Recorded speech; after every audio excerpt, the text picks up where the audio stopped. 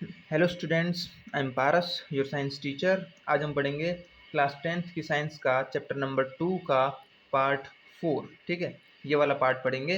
What happens to an acid और a base in a water solution. मतलब किसी water solution के अंदर एसिड या बेस जब होगा तो क्या होगा। ठीक है, do acids produce ions only in aqueous solution. क्या एसिड्स जो हैं वो सिर्फ एक्वस सॉल्यूशन के ही अंदर आयंस प्रोड्यूस कर सकते हैं। तो चलिए इसके बारे में हम स्टार्ट करते हैं। इसके पहले ये एक्टिविटी 2.9 है, ये मैं आप लोगों को समझा देता हूँ। तो वैसे ये होगी तो लेबोरेटरी में ही, लेकिन फिर भी हमारा काम है पढ़ना, तो हम पढ़ते हैं इसको। तो हमारा इसका फर्स्ट पॉइंट है, take about 1 gram solid NaCl 1 gram solid NaCl in a clean and dry test tube and set up the apparatus as shown in figure 2.4। मतलब जैसे इस फिगर में दिखाया गया है, आपको 1 ग्राम यानी 1 ग्राम सॉलिड NaCl लेना है, यानी सोडियम क्लोराइड लेना है। ठीक है, और एक ड्राई टेस्ट ट्यूब लेनी है। ठीक है, and some concentrated sulphuric acid to the test tube, और कुछ कॉन्सेंट्रेटेड सल्फ्यूरिक एसिड लेना है टेस्ट ट्यूब के अंदर। जब आप दोनों को मिक्स करोगे तो आप क्या ऑब्जर्व करोगे? Is there a gas coming out of the delivery tube. क्या आप ये ऑब्जर्व करोगे कि दोनों को मिक्स करने के बाद जो डिलीवरी ट्यूब होगी उसमें से कोई गैस बाहर आएगी? Test the gas evolve successively with dry and wet blue litmus paper. जो गैस बाहर आएगी उसको आपको ड्राई और वेट ब्लू लिटमस पेपर से, यानी सूखा और गीला लिटमस पेपर लेना है, उससे आपको वो गैस टेस्ट करनी है। ठीक है, in which case does the litmus paper change colour. किस केस में लिटमस पेपर जो है वो अपना कलर चेंज करेगा। ठीक है, on the basis of the above activity what do you infer about the acidic character of dry HCl gas and HCl solution। ये ये ऊपर जो एक्टिविटी आपने करी है, इसके बाद आपका आप ड्राई HCl गैस और HCl सॉल्यूशन के एसिडिक कैरेक्टर के बारे में आप क्या कहना चाहोगे, है ना। तो यही एक्टिविटी थी, ये आपको लैब में करनी पड़ेगी। ठीक है, अब हम स्टार्ट करते हैं अपना चैप्टर।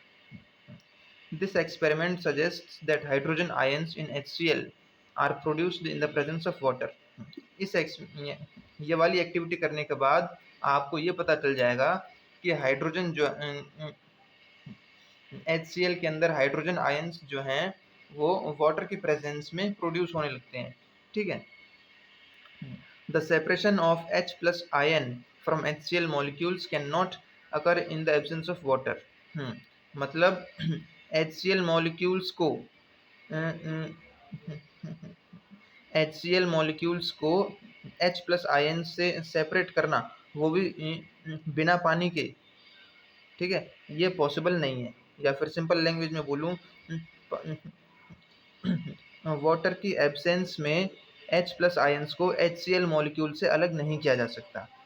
ठीक है, इसलिए ये देखिए, ये रिएक्शन है HCl प्लस H2O, ये वाटर है हमारा, gives H3O plus N plus Cl minus. ठीक है, hydrogen ions can not exist alone. Hydrogen ions जो हैं वो अकेले नहीं रह सकते, बट लेकिन they exist after combining with water molecules. लेकिन वो वाटर मॉलिक्यूल्स के साथ कंबाइन होने के बाद एग्जिस्ट हो सकते हैं। ठीक है, दस इसीलिए hydrogen ions must always be shown as H plus aqueous. इसीलिए हाइड्रोजन आयंस को हमेशा H प्लस एक्वस से डिनोट किया जाता है, और इसे हम हाइड्रोनियम आयन, ये जो H3O प्लस होता है, ठीक है ना, H3O प्लस, इसे हम हाइड्रोनियम आयन भी बोलते हैं। ठीक है,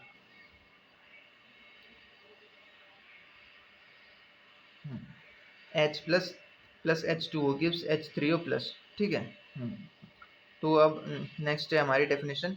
we have seen that acids give H3O plus aqueous solution ion in water.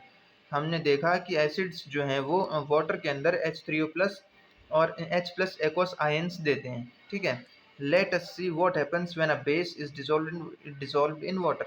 चलिए अब हम देखते हैं कि जब किसी बेस को वाटर में डिसॉल्व किया जाएगा तब क्या होगा। है ना, ये हमारा बेस है NaOH, सोडियम हाइड्रोक्साइड है। वाटर से इसको कैरी किया जा रहा है रिएक्शन को, है ना, तो ये हमें Na plus aqueous plus OH minus aqueous ions देंगे। ठीक है, नेक्स्ट रिएक्शन है हमारी KOH यानी पोटेशियम हाइड्रोक्साइड। ये भी वाटर से कैरिड आउट की जा रही है और फिर हमें प्रोडक्ट्स में मिलेंगे K प्लस एक्वस और OH माइनस एक्वस। फिर नेक्स्ट है हमारी MgOH2 सॉलिड है ये, ठीक है, ये भी वाटर से कैरिड आउट की जा रही है। फिर एंड में हमें मिलेगा Mg2 plus aqueous plus 2OH minus aqueous. Bases generate hydroxide OH minus ions in water. Bases which are soluble in water are called alkalis. मतलब जब बेस को वाटर में डिसॉल्व किया जाएगा तो वो OH माइनस आयंस जनरेट करेंगे। ठीक है, और लेकिन एक बात और, जो बेसिस वाटर में सॉल्यूबल होते हैं उनको हम अल्कलीज बोलते हैं। ठीक है, ये पॉइंट इंपॉर्टेंट है, इसे मैं पढ़ता हूँ। ठीक है, समझना आप लोग। All basis do not dissolve in water. मतलब सारे बेसिस सभी बेसिस जो होते हैं वो सभी बेसिस वाटर में डिसॉल्व नहीं हो सकते। An alkali is a base that dissolves in water. लेकिन एक अल्कली उसे कहते हैं जो बेस वाटर में डिसॉल्व हो जाता है। ठीक है, दे आर सोपी टू टच। ये छूने में सोपी होते हैं, यानी साबुन टाइप के से लगते हैं ये टेस्ट में कड़वे होते हैं और कोरोसिव होते हैं। नेवर टेस्ट और touch them as they may cause harm. उन्हें कभी भी टच नहीं करना चाहिए क्योंकि उनसे अगर आप उन्हें टच करोगे तो आपको हार्म हो सकता है, मतलब आपका हाथ जल सकता है। ठीक है, which of the bases in table 2.1 are alkalis. Table 2.1 में जो बेसिस हैं उनमें से कौन कौन से जो हैं अल्कलीज हैं, तो वो टेबल भी हम पढ़ेंगे। ठीक है, now as we have identified that all acids generate H plus aqueous and all bases generate OH minus aqueous। ठीक है, मतलब अब जब हमने आइडेंटिफाई कर लिया है कि सभी एसिड्स जो हैं वो H प्लस एक्वस आयंस देते हैं और सभी बेसिस जो हैं वो OH माइनस एक्वस आयंस देते हैं। ठीक है, we can view the neutralisation reaction as follows. इसीलिए अब हम ये नीचे जो न्यूट्रलाइजेशन रिएक्शन दी गई है इसको हम देख सकते हैं। एसिड प्लस बेस होगा, एसिड और बेस दोनों जब मिलेंगे तो सल्ट और वाटर मिलेगा, है ना। HX plus MOH gives MX plus HOH, H plus aqueous plus OH minus aqueous gives H2O। ठीक है, let us see what is involved in water is mixed with an acid or a base। चलिए अब हम देखते हैं क्या क्या involve होगा जब वाटर को किसी एसिड के साथ या फिर बेस के साथ मिक्स कर दिया जाएगा। इसके लिए एक एक्टिविटी है, वो आपको परफॉर्म करनी है। ठीक है, मैं पहले इस एक्टिविटी को पढ़ता हूँ और आपको समझाता हूँ। Take 10 ml water in a beaker. एक बीकर लेना है आपको, उसमें 10 ml पानी लेना है, वाटर लेना है 10 ml। Add a few drops of concentrated H2SO4 to it. ठीक है, और उस बीकर में जो 10 ml वाटर है उसमें आपको कॉन्सेंट्रेटेड H2SO4 की यानी कॉन्सेंट्रेटेड सल्फ्यूरिक एसिड की कुछ ड्रॉप्स डालनी है। ठीक है, और उसको धीरे धीरे स्विरल करना है यानी उसको हिलाना है। ठीक है, touch the base of the beaker. उसके बाद बीकर में जो बेस होगा उसे आपको टच करना है। Is there a change in temperature. क्या उसे टच करने के बाद उसके टेम्परेचर में कोई चेंज होगा। इज दिस एन एक्सोथर्मिक और एंडोथर्मिक प्रोसेस। क्या ये रिएक्शन जो है, क्या ये प्रोसेस जो है वो एक्सोथर्मिक प्रोसेस होगा या एंडोथर्मिक प्रोसेस होगा। Repeat the above activity with sodium hydroxide pellets and record your observations.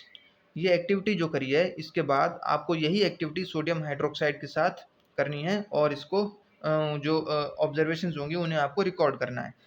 ठीक है दोस्तों, तो आई थिंक आज के लिए इतना ही काफ़ी है ना। यहाँ से अब हम कल पढ़ेंगे, है ना, नेक्स्ट क्लास में पढ़ेंगे।